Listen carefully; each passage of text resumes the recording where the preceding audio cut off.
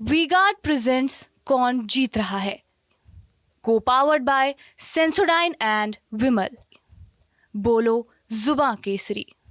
इंदौर में कांग्रेस के जो प्रत्याशी थे वो नॉमिनेशन से एक दिन पहले बीजेपी में चले जाते हैं। उनका ये कहना है कि दूसरी तरफ वाले लोग घबराए हुए हैं, वो हमारी तरफ आ रहे हैं। सरकार दे दो, कितने निर्विरोध कराने में करा दूंगा निर्विरोध। ये कोई बात हुई? एक चीज आपसे समझने की बहुत जरूरत है कि अभी जब मोदी जी का नॉमिनेशन हुआ तो हमने देखा पूरा एनडीए अलायंस के जितने भी लोग हैं सब वहां पर पहुंचे। क्या चीज? एनडीए अलायंस के सारे लोग मोदी जी के नॉमिनेशन में पहुंचे, लेकिन राहुल गांधी जी के नॉमिनेशन में इंडिया अलायंस की वो ताकत नहीं दिखाई दी। जब वो वापस लौटे होंगे तो बहुत दुखी मन बैठे होंगे सब, क्योंकि क्यूटो देख करके बड़ा निराश हुए होंगे। आपने देखा नहीं, आंसुओं से नदी उफान पे आ गई है, खतरे की लाइन से ऊपर पानी बह रहा है, बीजेपी का सफाया होने जा रहा है।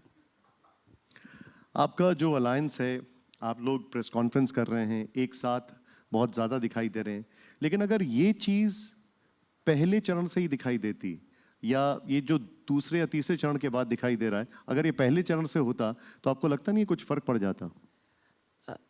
ये तो क्योंकि समय होता है और कब समय पे हो जाए चीज़ें, बहुत सी चीज़ें होती हैं गठबंधन में, तो गठबंधन बनाने में बड़ी मुश्किलें होती हैं। तो गठबंधन बन गया, उसके बाद हम लोग काम शुरू कर दिए। तो अब प्रेस हो रही तो क्या ख़राब हो रही है? आजकल तो डिजिटल ज़माना है, जो कहोगे तुरंत बात पहुँचेगी हर एक के पास।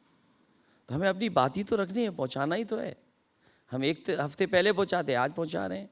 मान लीजिए हमें लगा बीच में कि राशन में गरीबों को बीजेपी के लोग धोखा दे रहे हैं। जब इन्हें वोट चाहिए था तो चना दे रहे थे, रिफाइंड तेल खाने को दे रहे थे, नमक दे रहे थे, दाल दे रहे थे। आज पता नहीं कितना ख़राब, कोई क्वालिटी नहीं है उसकी, वो दे रहे हैं राशन। तो आज हम लोगों ने तय कर लिया कि क्वांटिटी और क्वालिटी दोनों को इम्प्रूव करके गरीबों को देंगे, और न केवल राशन की मात्रा बढ़ाएंगे, क्वांटिटी, बल्कि आटा के साथ डाटा भी फ्री देंगे। तो आज लगा कि हमें आटा और डाटा फ्री देना चाहिए, क्योंकि इधर गरीब और जो हमारे गांव में रह रहे हैं वो पैकेट का आटा नहीं खरीद सकते, लेकिन संपन्न लोग हैं वो सब पैकेट का आटा खरीद रहे हैं, खा रहे हैं। वो स्वादिष्ट भी है, पौष्टिक भी है, और बड़ी बड़ी कंपनियां बना के भी दे रही हैं। तो इसलिए हम लोगों ने सोचा कि गरीब को भी उसी तरह का स्वादिष्ट और पौष्टिक आटा मिले।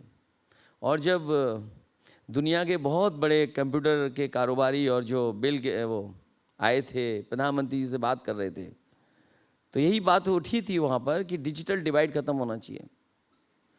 तो डिजिटल डिवाइड ख़त्म करने के लिए हम लोग डेटा फ्री दे रहे हैं।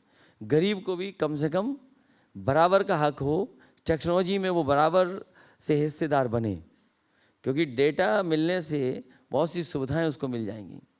तो हमें लगा कि अभी हमें बोलना चाहिए, तो हमने अपनी स्ट्रेटजी बदल दी। तो क्या जल्दी क्या लेट, अब 40 सीटें बची हुई हैं, 40 सीटों में बहुत अच्छा रिजल्ट आने वाला है इंडिया गठबंधन का।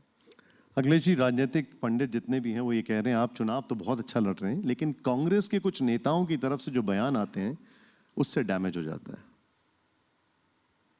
चुनाव में तो चलता है, और आप देखो बीजेपी के लोगों की सबकी भाषा जाने कैसी भाषा हो गई है। जैसे हार रहे हैं तो पता नहीं क्या बोल रहे हैं वो लोग, उनके भाषा देखिए आप। एक भी नेता उनका पेपर लीक पर नहीं बोल रहा है। सबसे बड़ा इशू है नौजवानों का पेपर लीक। जितनी भी परीक्षाएं उत्तर प्रदेश में हुई, सबके पेपर लीक हो गए, सब परीक्षाएं रद्द हो गई, और ये जानबूझ करके बीजेपी ने कराया जिससे उन्हें नौकरी ना देना पड़े। ये इन्वेस्टमेंट पे नहीं बोल रहे हैं। आप बताइए, इसी लखनऊ में इन्वेस्टमेंट मीट हुई, देश के सब उद्योगपतियां आए, डिफेंस एक्सपो हुआ यहाँ पर, बड़े बड़े एमओयू हुए यहाँ पर, G20 के सबसे ज़्यादा आयोजन यूपी में हुए, लेकिन इन्वेस्टमेंट क्या हुआ? आज तक सरकार ये नहीं बता पा रही है कि इस इन्वेस्टमेंट से इतने रोजगार मिले हैं। अगर एक भी उनके मंत्री ने ये बताया हो कि ये इन्वेस्टमेंट हुआ यूपी में और इस इन्वेस्टमेंट से इतने लोगों को रोजगार मिल गया, आज तक नहीं बता रहे। उनके भाषण देख लीजिए, वही पुरानी कहानी, और वही घिसे पिटे डायलॉग जो कोई सुनना नहीं चाहता, और वही नफरत की राजनीति, वही उनका अपना कोशिश है कि नेगेटिव नैरेटिव के बारे में बात हो, वही नैरेटिव क्रिएट करना चाहते हैं, लेकिन जनता स्वीकार करने वाली नहीं है। लेकिन आपने पेपर लीक का जिक्र किया, ये तो अशोक गहलोत की सरकार में भी हुआ था। हमें क्या मतलब है राजस्थान से? हमें मतलब ये है कि यहाँ के लोहिया इंस्टीट्यूट में और आपके पीजीआई में और तमाम में राजस्थान के बच्चे सबसे ज़्यादा नौकरी पा गए। ये कैसे हो गया बताइए? आप इसका जवाब हो आपके पास बता दो, या बीजेपी के पास जवाब हो तो बता दें। यहाँ लोहिया इंस्टीट्यूट, तमाम मेडिकल कॉलेज में और सैफई में सब राजस्थान के बच्चे हो गए। हम इसमें भेदभाव नहीं कर रहे हैं, लेकिन सवाल यह है कि एक ही कोचिंग के इतने बच्चे कैसे नौकरी पा गए? आप लिस्ट मंगवा लीजिए लोहिया इंस्टीट्यूट की, आप लिस्ट मंगवाइए सैफई मेडिकल कॉलेज की, ये आपको नहीं पता होगा। आपने अभी नेगेटिव कैंपेनिंग की बात की। प्रधानमंत्री मोदी जी ने कहा कि मैं कभी भी हिंदू मुसलमान नहीं कर सकता, ये मेरा संकल्प है। ये तो बीजेपी वालों को किसी को नहीं बोलना चाहिए बात। उन्होंने कहा कि अगर मैं कभी ऐसा करूंगा तो सार्वजनिक जीवन से बाहर हो जाऊंगा। अब मैं कुछ नहीं कह सकता, बस चुप ही रह सकता हूं मैं बस। ये आप लोगों की तरफ से कहा जा रहा है कि अगर 400 सीटें आई तो संविधान बदल जाएगा, 400 सीटें आई तो रिजर्वेशन चला जाएगा। ये आप लोग किस आधार पर कह रहे हैं?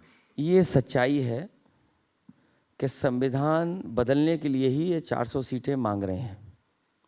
जब इनकी पोल खुल गई तो अब ये 400 पार से भाग रहे हैं। इनके सांसद प्रत्याशी जो हैं फैजाबाद के, उनका स्टेटमेंट ऑन रिकॉर्ड है। उन्होंने कहा कि संविधान बदलने के लिए हमें 400 सीटें चाहिए होंगी।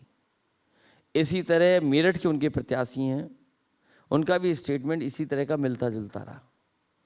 इसी तरह कर्नाटक के उनके प्रत्याशी थे, उनका भी यही कहना था। राजस्थान से भी यही बात आ रही थी, और पहले भी ऐसे कई उदाहरण हैं जहां आरक्षण मिल ही नहीं रहा। आप मान लीजिए पूरा एयरपोर्ट अथॉरिटी ने प्राइवेटाइज कर दिया, जिसमें हज़ारों पिछड़े वर्ग, दलित, आदिवासियों को नौकरी मिल जाती। आज बताइए प्राइवेटाइज हो गया, क्या उसमें आरक्षण है? जो बैंकें हैं, जो डुबा दी बैंकें इन्होंने, इलाहाबाद बैंक इकलौती बैंक थी यूपी की, वो भी मर्ज कर दी, पता नहीं कौन सा नाम हो गया उसका। और बहुत सारी संस्थाएं जब प्राइवेटाइज हो जाएंगी तो उसमें आरक्षण कहाँ है? मान लीजिए इस देश का सबसे बड़ा समूह टाटा है जो नौकरी देता है, क्या उसमें आरक्षण है? तो जब प्राइवेट हो जाएगा तो आरक्षण नहीं होगा। भारतीय जनता पार्टी की कोशिश है कि हर चीज़ बेच दी जाए, और जब बेच दी जाएगी तो फिर आरक्षण अपने आप खत्म हो जाएगा। वी-गार्ड प्रेजेंट्स कौन जीत रहा है, को पावर्ड बाय सेंसोडाइन एंड विमल। बोलो जुबां केसरी।